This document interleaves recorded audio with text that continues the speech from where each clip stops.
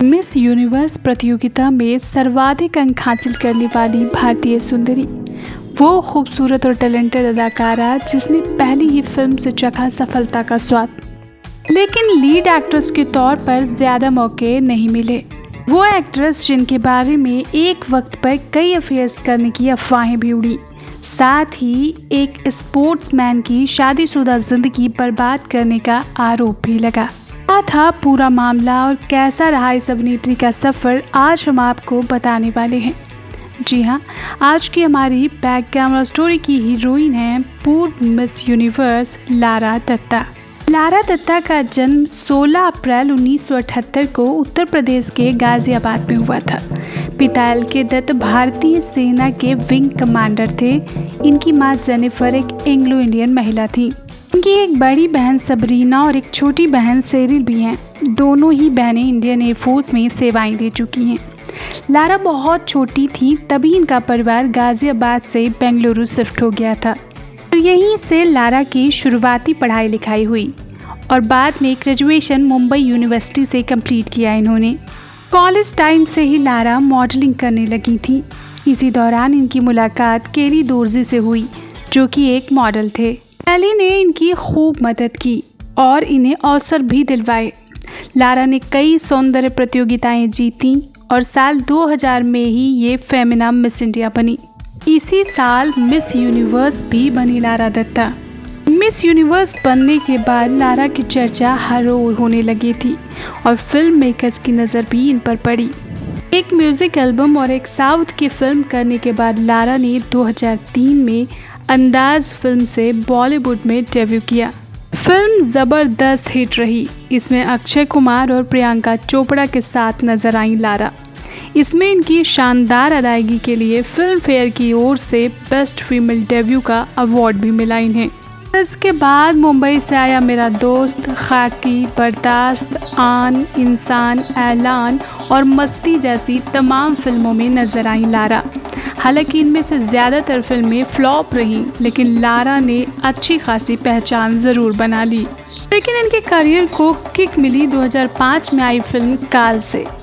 उसके बाद I know entry, जिसका कलेक्शन काफ़ी तगड़ा रहा। लारा ने इसमें ज़बरदस्त एक्टिंग की थी, लेकिन ये एक मल्टी स्टारर फिल्म थी। सुपरहिट मूवी फना में भी लारा एक छोटे से रोल में नजर आई थी। ऐसा ही छोटा सा रोल भागम भाग में भी रहा लारा का। 2015 में सिंग इज ब्लिंग में इनके मजाकिया अंदाज से भी वाकिफ हुए दर्शक और इसके लिए इनकी खूब तारीफ भी हुई। 2020 में OTT प्लेटफॉर्म पर भी डेब्यू किया लारा ने 100 नाम की वेब सीरीज़ से। इसके अलावा भी कुछ और वेब सीरीज़ में काम किया लारा ने।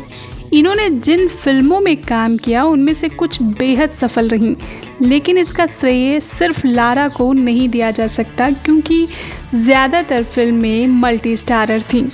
अब इतना कुछ बता ही चुके हैं तो एक नज़र इनके निजी जीवन पर भी डाल ही लेते हैं।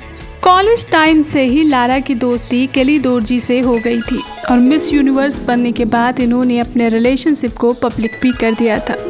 दोनों ने काफ़ी वक्त साथ गुजारा और लिव इन में भी रहे।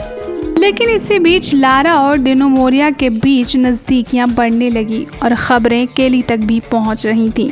इसके अलावा भी लारा के बारे में कई ऐसे खबरें आ रही थीं।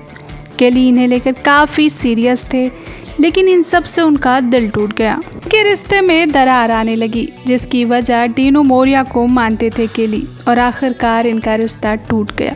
वहीं डिनो मोरिया ने भी लारा से दूरी बना ली। फिर इसके बाद लारा को प्यार हुआ मशहूर टेनिस प्लेयर महेश भूपति से, जो कि पहले से शादीशुदा थे। लेकिन महेश ने लारा के लिए अपनी पहली पत्नी श्वेता जयशंकर से तलाक ले लिया और 2011 में ही लारा से शादी रचा ली। 2012 में लारा ने बेटी सायरा को जन्म दिया। इस शादी की वजह से लारा को काफ़ी क्रिटिसाइज किया गया। एक इंसान की बसी बसाई गृहस्थी उजाड़ने का आरोप भी लगाया गया इन पर। खैर, इससे यह तो पता चलता है कि बड़े बड़े लोग छोटी छोटी और बड़ी बड़ी सभी प्रकार की गलतियां करते हैं। गलतियों का कोई दायरा नहीं होता। शायद यही लारा के साथ भी हुआ। मुझे पर्सनली ये लगता है कि लारा उस मुकाम तक नहीं पहुंच सकी जहां उन्हें पहुंचना चाहिए था। अब इसकी वजह सही फिल्मों का चुनाव न कर पाना या पर्सनल लाइफ को ज़्यादा मेसी बनाना क्या था, ये आप कमेंट बॉक्स में ज़रूर बताएं।